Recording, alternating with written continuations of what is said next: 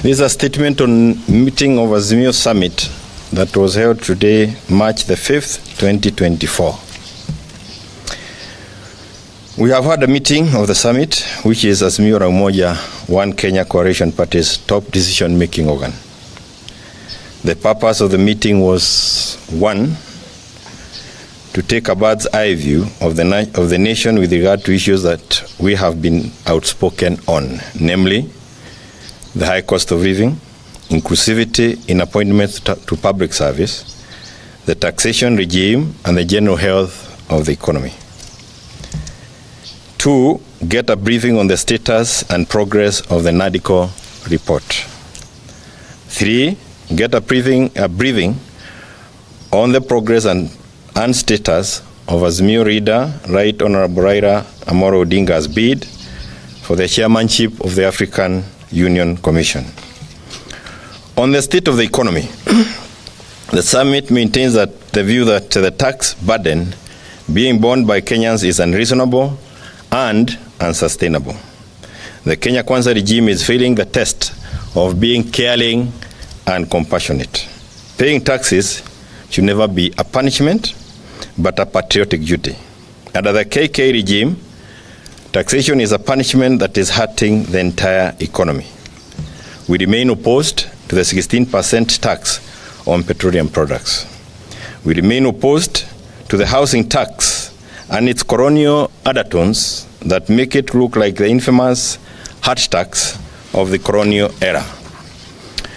We are deeply opposed to the high pay rates that Kenyan workers are being forced to endure. We remain opposed to the subjection of the retiree pensions to taxation. We also remain opposed deeply to the idea of subjecting farm produce to taxation. It is our position that forcing farmers to part with 5 shillings for every 100 shillings they make from their farm produce is unreasonable and cruel. We encourage our farmers to resist this tax with all their might. On NADCO, we have been adequately briefed on the progress, including a number of bills, and to be exact, 9 of them, that have been lined up for the implementation of the report. We express gratitude to Parliament for the adoption of the report that was a product of a bipartisan consensus and wide public participation. We retain the view that the report must be implemented as is. It is also our position that the processing of the NADCO report and the bills should be fast-tracked. Regrettably, we have also been informed of forces within KK, in and outside of Parliament, who are determined to undermine the report and the bills. We notify those forces that should any efforts to undermine or tamper with the report succeed, there will be very heavy price to pay.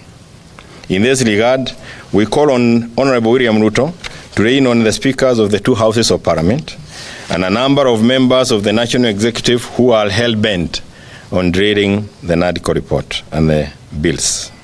Those leaders have clearly demonstrated a determination to delay, and even kill the NADCO report, which is a negotiated document that pulled the country out of your hostilities to the peace that obtains today. Nobody should take the present situation as a given or for granted. We also express support to the principle of the 2/3 gender rule and its inclusion as part of the NADCO report. On the issue of the Right Honorable Raila Odinga's bid for AU chairmanship, the summit reiterated our earlier stand as a coalition to support in every way we can to ensure that Mr. Odinga